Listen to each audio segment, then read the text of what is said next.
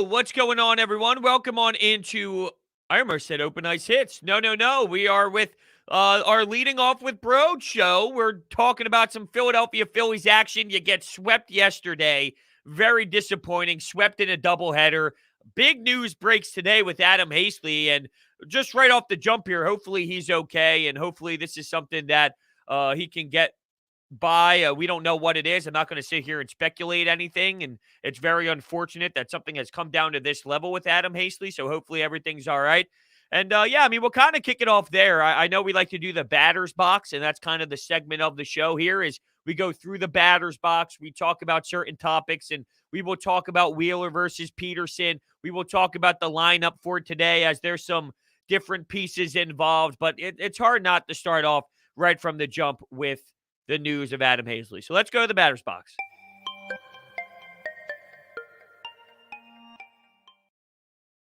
I'll be honest with you, starting the show off, almost saying Open Ice Hits kind of threw me out for a loop. So we knew that center field was a problem. We understood that there were a lot of issues when it comes to on-field production and not just on the field in terms of defense, but what you were getting offensively as well. So there were so many problems at that position. You never want to see anything like this go down, though. It's very strange. It's very different. And just to kind of throw out there a little bit of what Joe Girardi has been saying, he would not talk about the personal reasons for leaving the team. He did speak with Adam Haseley on the phone and said the team has not planned to make a transaction and asked if he was expected to see Haseley again this year. Girardi said that he does not know. So, I mean, obviously this is really, to a degree. I mean, I don't want to speculate. I have no idea. But, I mean, if you're talking about not knowing if you're going to see Adam Haseley again this season, I saw some brutal takes on Twitter, which is just a disaster thing to do. But you got people out there saying, oh, good, we needed a change. Stop. Not good. This is terrible. You never want to see an individual like this have some sort of issue to the point where they need to take a leave to this level. So realistically, the way I assess this is I pray for him. I pray for his family. I pray for everybody involved that everything is okay. And that comes first before any sort of, oh, well, what does that mean for center field? And, oh, what does that mean for the production and what maybe we can do with Odubel or Mickey Moniak?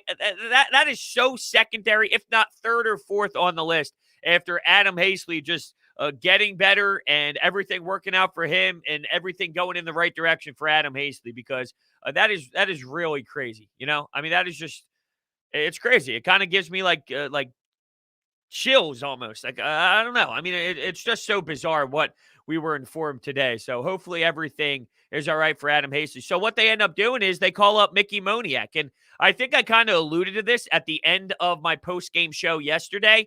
The Odubel Herrera stuff, you would have seen him up by now. It was that bad what you were getting on the field. You would have seen Odubel Herrera up if they felt they were going to bring him up. There is this rules within the union and all that you can't cut someone for certain things. It would have to be a baseball decision. What they did was they told us that he had a chance, knowing that my man had no chance at all, but they really played it out. I got to give them credit. They played it out as if there was a serious shot for Odubel, where I was convinced if we won that battle, he would have been in play. He has enough of a track record and showed enough where he would be up over Mickey Moniak, and for him not to be, I don't think you'll ever see Odubel Herrera because you would have seen him at this point. I'm okay with Mickey Moniak. Like, I don't think he's good. I don't think he's going to be anything amazing by any means. I think we're going to bitch and complain about him just like we did Roman Quinn and just like we did Adam Haseley on the field. But, I get it. You don't want to go with Odubel Herrera, everything behind Odubel Herrera, the PR department when it comes to that, and what type of message it would send and how the fans would be outraged and this and that. I get not going with Odubel, so, your options are Scott Kingery and Mickey Moniak to call up. I guess I'm settling and saying I'm all right with Mickey Moniak just because there's no fix. There's no option. You're not going to get anything significant. You're probably not going to get anything worse.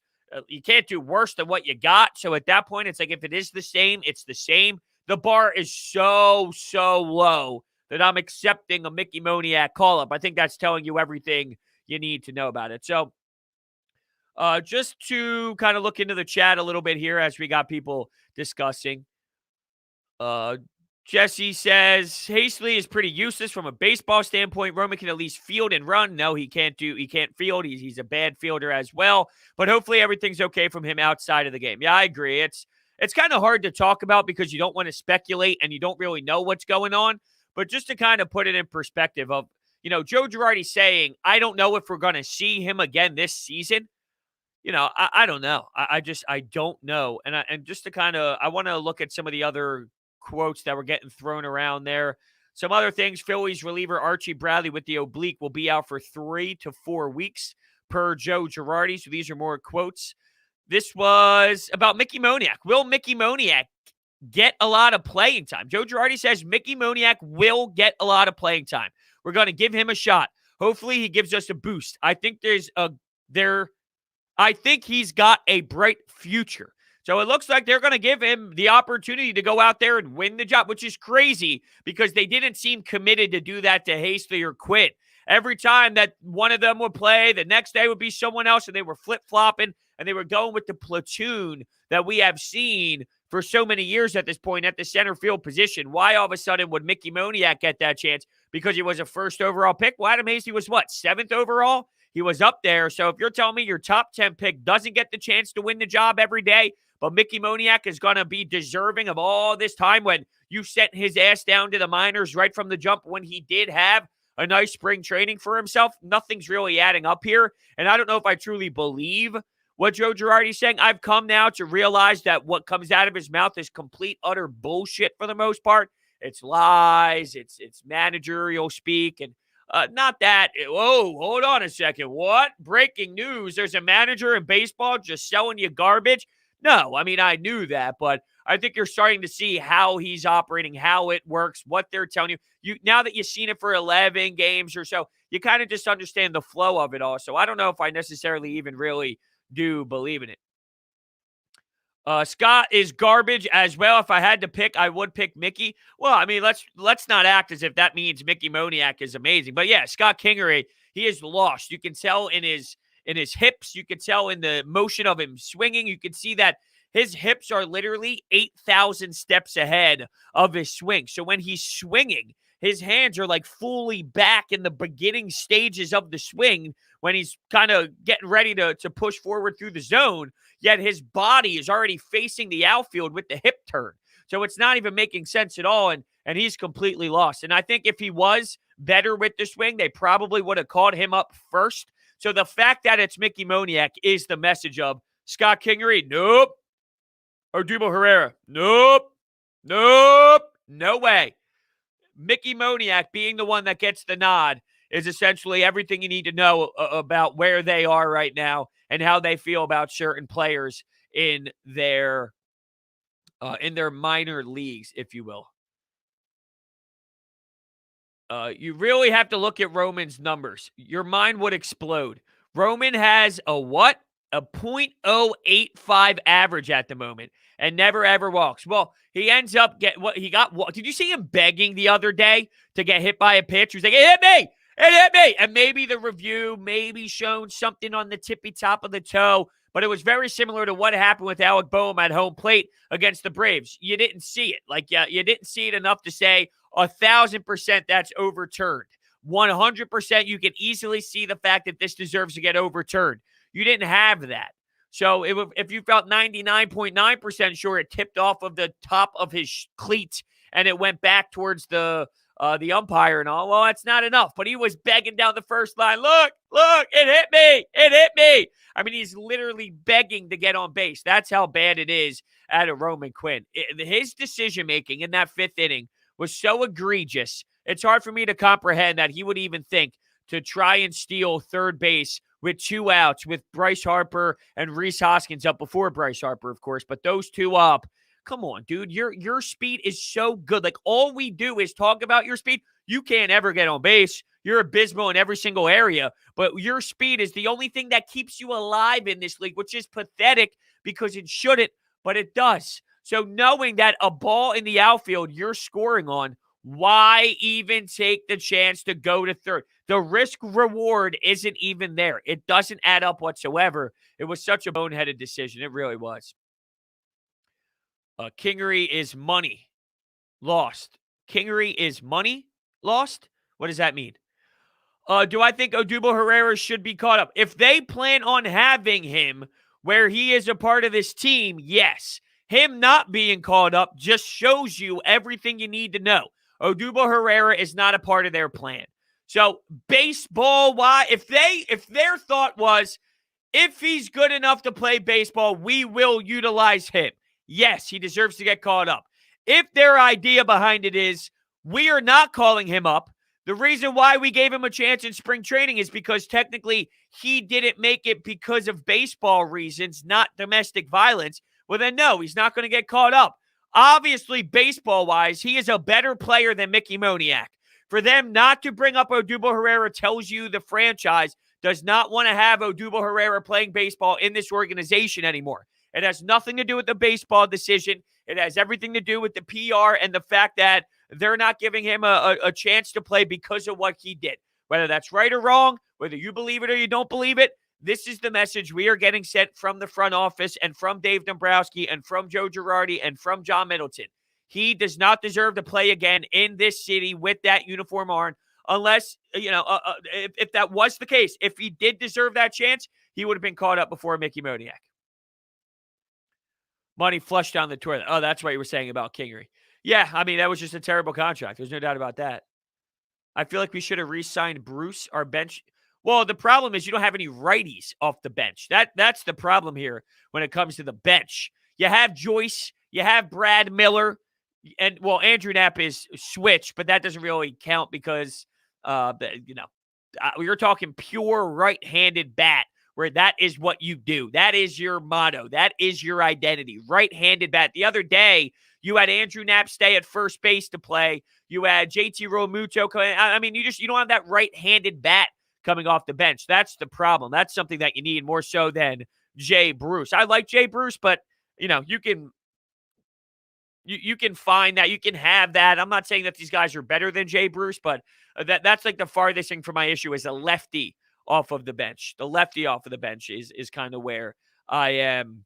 I'm okay with, if you will. All right, why don't we head on over to the batter's box to check out the pitching matchup?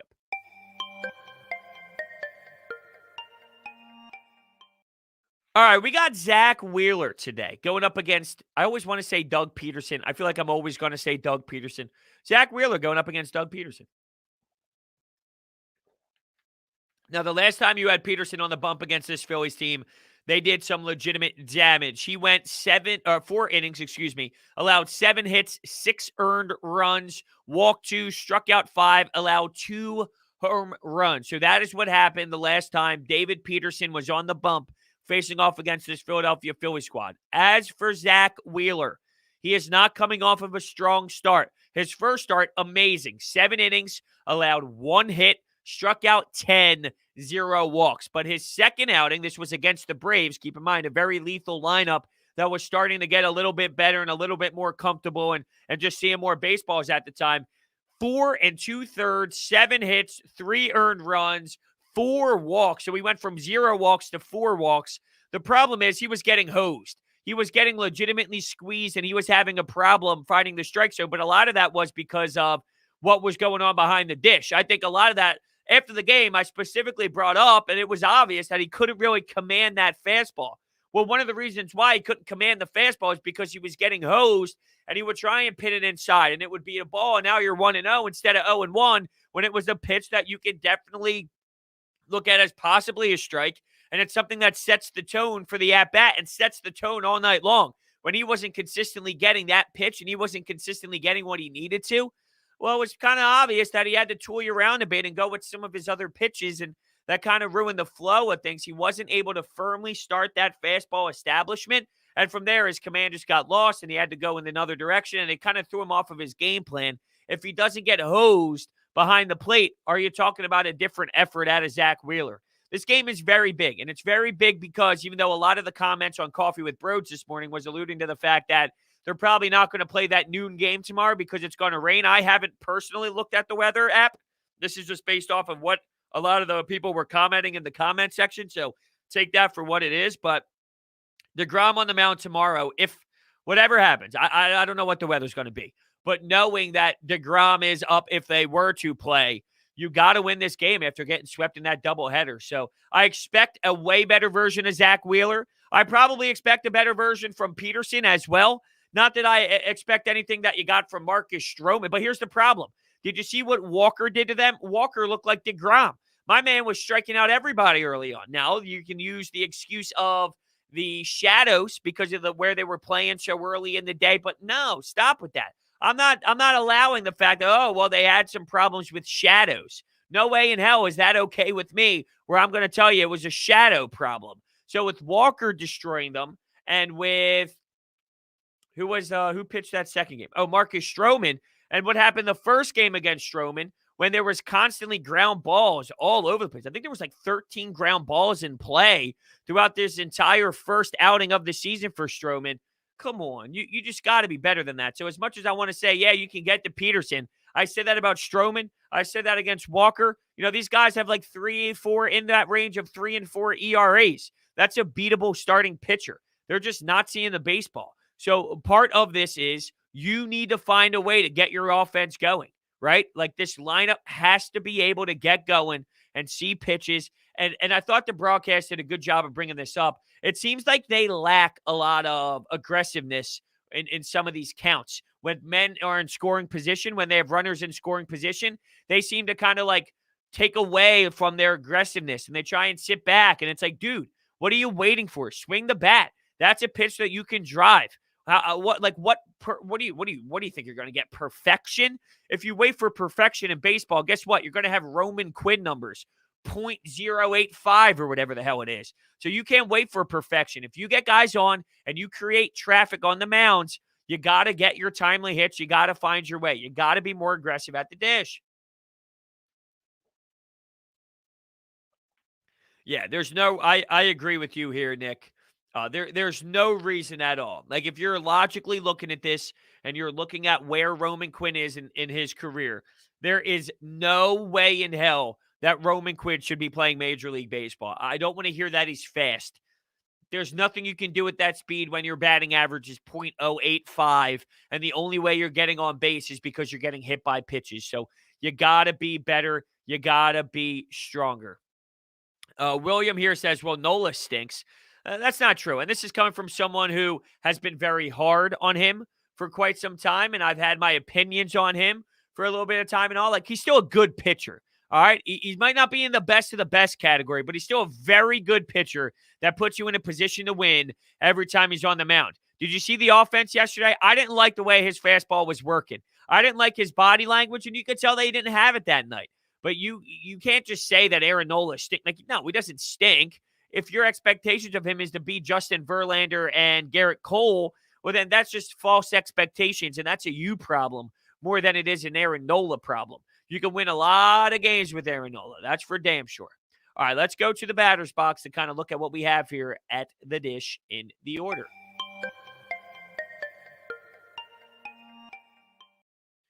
All right, so we do have a different lineup today. Andrew McCutchen back at leading off, and Andrew McCutchen has struggled, and he's been a little bit of a problem. Let's kind of look up where we are right now with Andrew McCutchen in terms of stats. I do know that he is struggling. He had 3 strikeouts against the Mets in game 1 of that doubleheader. He is hitting 156, and his OBP is 308 at the moment. He's walked 7 times and struck out 10. 156 batting average for your leadoff hitter. You need way more from Andrew McCutchen. Now, I'm not ready to rule him out. I did see a couple of my buddies, though. A couple of my buddies reached out to me and said, Brodes, what do you think about maybe moving Gene Segura up in the lineup?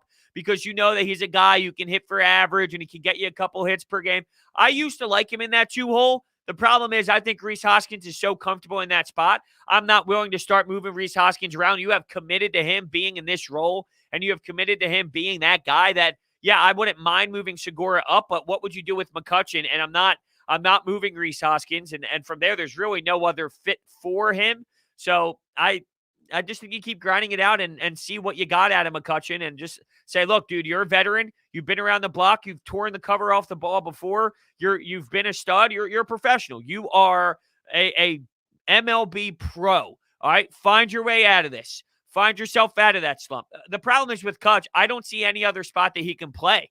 Like, that is his spot. He is the leadoff guy. I think you lose a lot of power if he's playing anybody else. I talk about this all the time in sports. You got to put yourself in a position. You got to put your players in the best position for them to succeed. Taking Andrew McCutchen out of that first spot in the lineup, I don't know if you're doing him right. I don't know if you're doing the best for Andrew McCutchen if you were to start moving him around and putting him in other spots. Like, that is who he is. That is Andrew McCutchen's bread and butter. That is how he's going to benefit this team the most. That is how this team is going to be the best product, when Andrew McCutchen is the hit-off leader that you need him to be. So he's going to have to pull his head out of his ass and become a better leadoff guy. That's what I anticipate seeing, too. Like, Andrew McCutchen is not a 156 guy, all right? His history and his career shows you that he is not a 156 guy. So you just got to put trust and faith that he will be a better version of himself. Continuing to go through the lineup, Rhys Hoskins batting second, Bryce Harper batting third, JT Realmuto batting fourth, Alec Boehm batting fifth, Gene Segura batting sixth, Torreyes batting seventh, Roman Quinn batting eighth. So that 7, 8, 9 is a little worrisome. It is a really weak bottom of the lineup. I'm okay with giving Didi the day off. I do think that Didi Gregorius, he's been doing nice with hitting. I mean, he at least has a hit every single game. From that perspective, he's got a hit in all 11 games to this point, which, shows me he's seeing the baseball. Defensively, though, I did expect a little bit better play out of Didi Gregorius. In the 8th inning the other night, he made that amazing play with Hector Neris where he didn't finish the play off, but he dove and he tried to scoop the ball up to Gene Segura. And this was after he already made a mistake on a double play ball that he should have gotten to. I don't necessarily fault him for that. That's one of those where you knock it down, good effort. You can't bitch and complain about the effort side of things there. He went maximum, all out, full stretch. So there's only so much you can do. And then from there, it's like, hey, you couldn't finish the job, but like you left everything out there on the field in that play. Where I have the problem, though, is that double play ball with Hector Neris, like that crucified you. That really hurt you, and that changes the outcome of the game. I expected a little bit more play out of Didi Gregorius defensively, but putting Torreyes in there just to get him up there, to give him some hacks, to give him some live pitching, to give him a little bit more from that angle is definitely something that I'm okay with for sure. Just saw the thing about Haseley. What do you think it is? No, dude, that's not funny. Come on, JP. That's not funny. I mean, clearly this is a serious issue, right? Please play Roman Quinn. Ethan, that's not funny either. I mean, come on. Bold prediction. Alec Boehm with 2 homers tonight. I don't think we're going that far. I wonder how this team's going to come out and play, though. They've been lifeless. This Phillies team has clearly been lifeless over the last handful of games, both days in the doubleheader. And yeah, sure, fatigue settles in. You just played 8 innings before, and now you get a half-hour break, and then you're playing again. So, fatigue does play a role in that second game, but you got to battle through that. It's so early in the season. We're not in dog days. We're not in the days where you're game 89, game 90, game 95, game 100. You're in game 11, dude. The adrenaline and the passion for the game should still be there, where this team being lifeless so early in, it's a little damaging to me. It's a little concerning. I've always been pretty easy with this and saying, like, just give them a chance to kind of work themselves out of it. But what I saw yesterday against the Mets, that was dreadful. I mean, that was just embarrassing baseball at the plate, where there's no excuse for that. Even if you're not going to be the best offense that you can be, and maybe you're not as smooth as you want to be at the plate, that's fine, and I'm okay with that, and I can live with that. But you got to show me a good balance, right? You got to show me like a happy medium of, I still see enough. I haven't been able to see enough. In terms of Boehm, I don't think that that's what you're going to be getting for sure. This is funny. I'll give you credit, Benjamin. Better save Nat for tomorrow. He crushes DeGrom. I tried to play it before, but it wouldn't come up on my screen. The DeGrom homer. Let me see if I can find it again. I'm going to try to. I did it before. I always pull it up. I sent it to, I'm trying to get it in my email. Would it still be in my email? Maybe it is. Regardless, I'm going to send it my way again anyway. See if I can play it on the stream. Here it is. The one, the only Andrew Knapp opposite field bomb of Jacob deGrom. Let's see if I can find. I tried to do it last time, and it wouldn't work. So we're going to try it again. The Marlins will have more wins than the Phillies. I don't know about all that, TK. I don't know about all that. They might beat the Phillies against the Phillies, maybe, because they seem to have some major issues against them. So maybe against the Phillies, yes. But in terms of more wins total at the end of the season, that's a little, come on. That's a little aggressive. Right now, let's see. I don't even know where the Marlins are with wins. Oh, they got 4. Wow, they're 4-6. The Braves are 4-7. The Nationals are 3-6. The Mets are leading the way at 4-3. Dude, I'll tell you what. I know the Reds bats have the Reds, just the Reds in general, man. They got some fun talent on that baseball team, don't you think? What do I expect out of Torreyes today? I honestly don't know, to be honest with you. Like, nothing crazy. I'm not going to sit here and say it's going to be game changing. If he could just like hold his own. So I guess holding his own, if that's whatever holding his own means, I don't know what that means number wise. 1 for 4 is 1 for 4 in good defense, holding your own. Yeah, I guess if you can get 1 for 4 out of Torreyes while he's holding his own defensively and just making the plays he needs to make, doesn't have to go the extra mile, just make the simple plays that come his way. If that's what you get out of Torreyes, 1 hit and good defense, yeah, I think that's fine, right? I think that's realistic. Let's be realistic. Cole or deGrom? Probably deGrom right now. I'll be honest with you. Probably deGrom. But since we are starting to take more comments, let's go to the batter's box one more time, and we will go to you for the remainder of the show.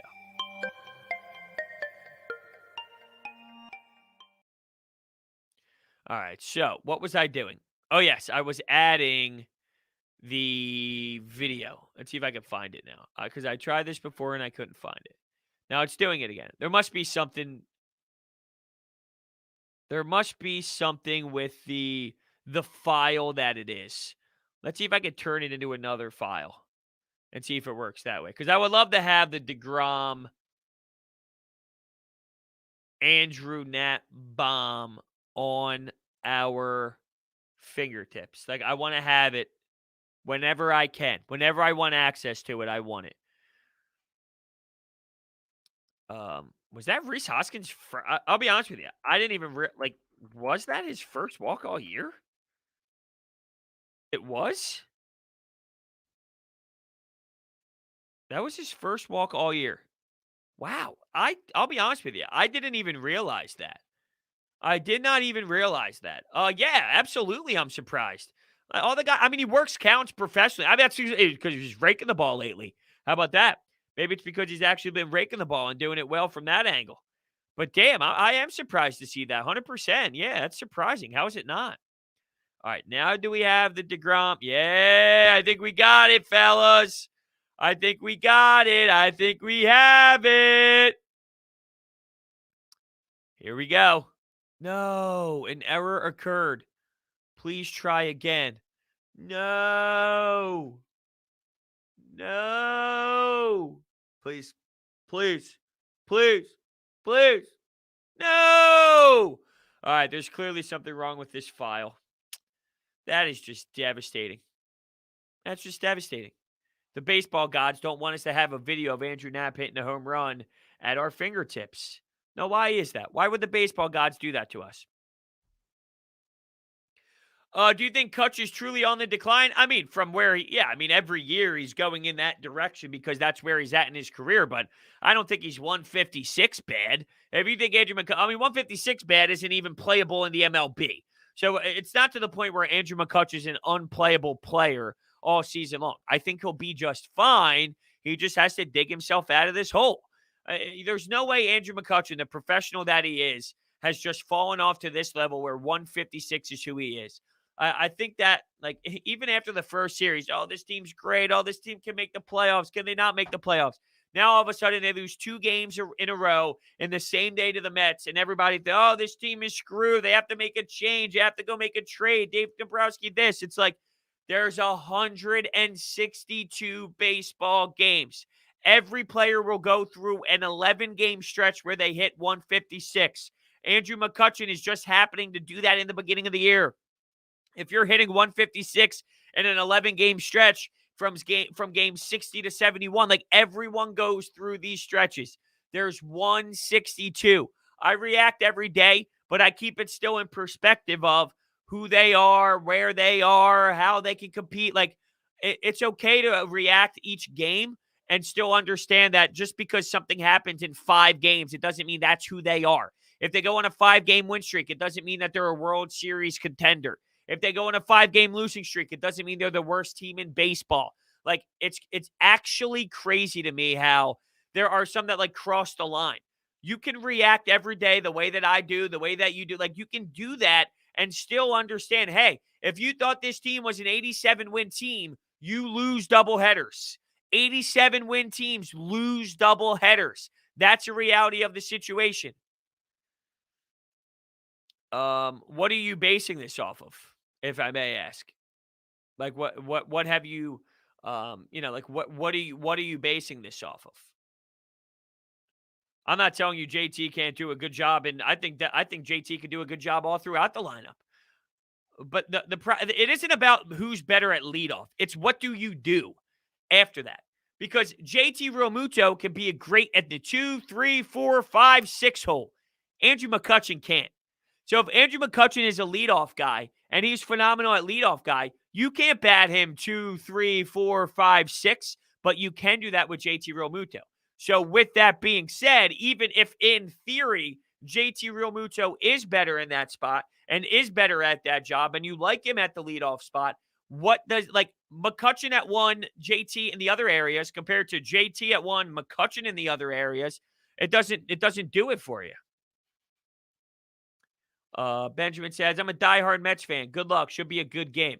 I love how people come in here and troll about Quinn because as if I'm going to give them the time of day and react to, unless Fernando is a Mets fan, and that's kind of the joke. That's a different scenario, which it may be. Maybe that is, okay, yes, I can see that's exactly what's going on here. Peterson is going to no-hot the Phils today. Well, I doubt that. Wheeler is going to give up homers like he always does and keep Quinn in the lineup. Quinn is a joke. Yes, I see where we're going here. Yes, I do see where we're going here. I don't know if Mickey Moniak's playing tomorrow. I have no idea. Of course I'm a Mets fan. Well, I mean, how would I know that? How would I know that based off of your name? Reed comes in with a $2 donation and asks, thoughts on the NL East as a whole? I think the NL East is a very competitive division where maybe 92, 93 wins takes the division. It's very early, but what I've seen out of it is kind of what we expected. The Braves lineup is legit. Wait, what happened with the Braves? I think the Braves, that reminded me. I saw something that Max Fried had an injury. Max Fried to undergo MRI. Braves place Pache on the 10-day IL. Pache. Let's see if there's any updates on Max Fried. If anything, that's some damage, right? I mean, that does some damage to you. Let's see. Max Fried. Do we have a report here? Let's see. Right hamstring. The Braves today placed Christian Pache, strained left groin, and Max Fried, strained right hamstring, on the 10-day IL. So they both went on the 10-day IL. That's basically where they are at right now. Braves lost to the Marlins. Teams lose. I mean, good teams lose, right? Ian Anderson is their ace right now. Well, what do you mean by ace? You just mean they're number one. There's a difference between an ace and a number one. Just because you're in that number one spot, it doesn't technically mean they're an ace. But yeah, he's their number one, and I'm sure they'll be all right once they kind of come back from the injuries and all. Like, it's so early in the season to drop 2 to the Marlins this early in the season. It's not detrimental to who you are as a franchise. They're battling some stuff. They're battling through some injuries right now, and they're trying to make the best of it. And they're not in the worst situation ever. I mean, they're 4-7, which isn't great, but they'll be just fine. I mean, we're 11 baseball games into the season.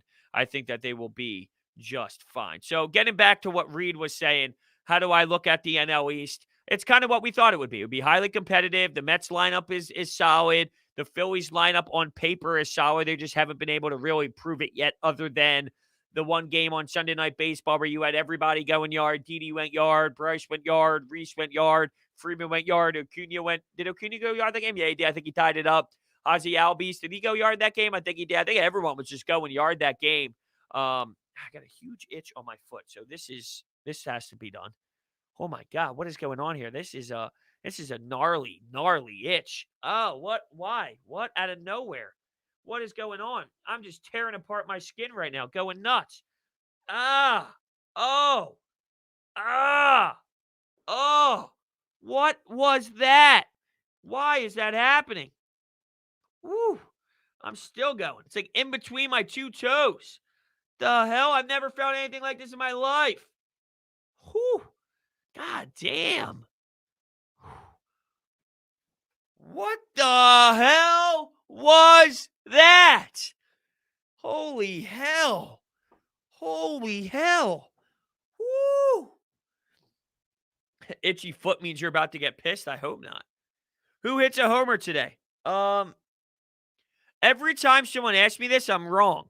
So I don't want to say Bryce Harper. How about Torreyes? How about that? How about Torreyes?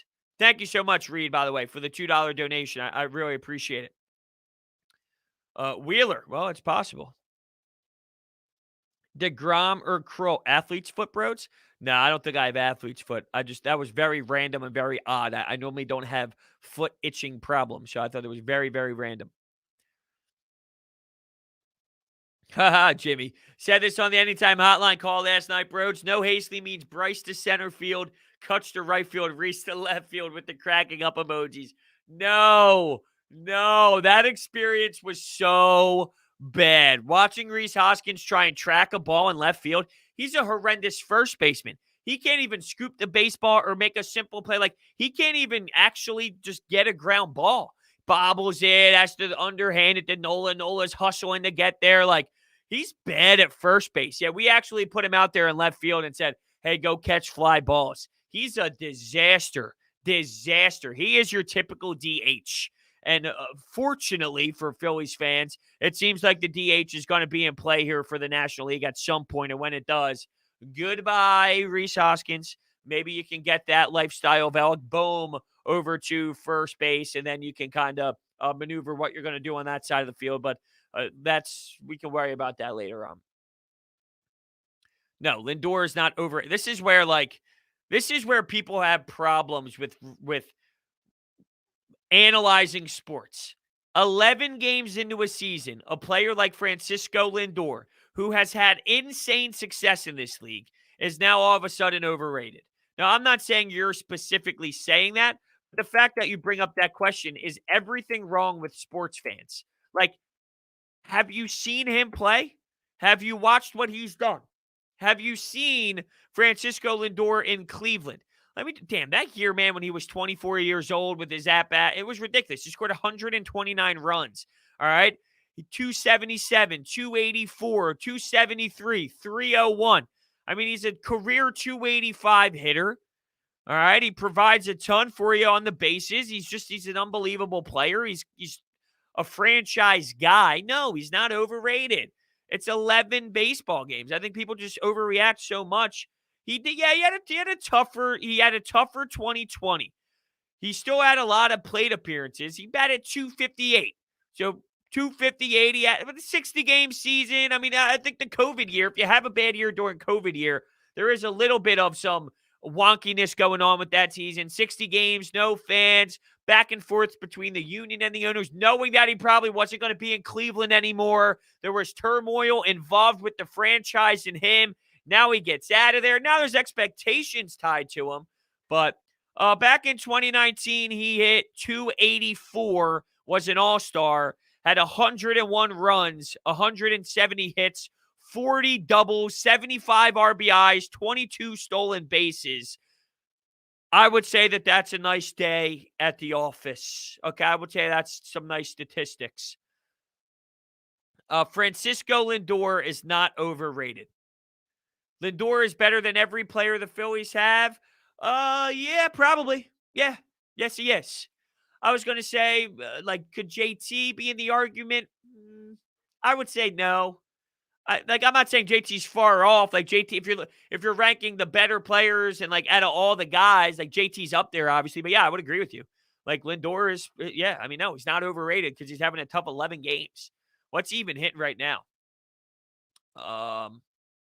They only have 7 games, by the way. They only have 7 games. It's the Phillies that have 11. He's hitting 174. It relates to exactly everything I said about Andrew McCutchen. 165, whatever Andrew McCutchen's hitting right now, that's not who he is. That's not who he is. He will be okay. 165 or whatever, that's unplayable. 174 is unplayable. Francisco Lindor is a playable baseball player.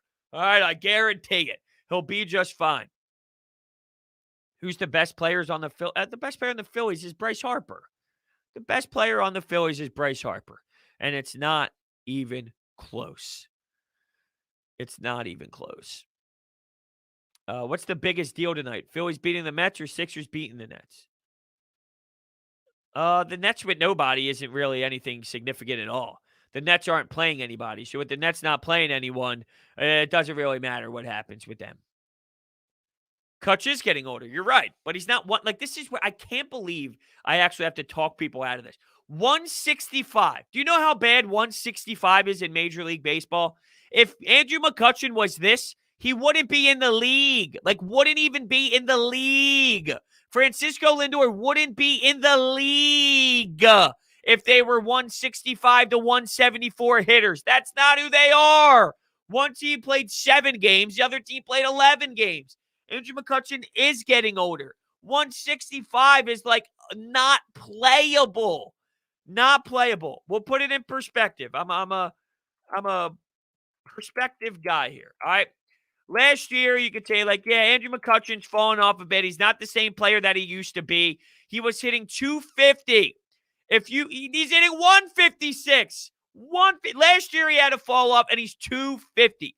He's a 250 hitter nowadays. That's insanely different than 150. Insanely.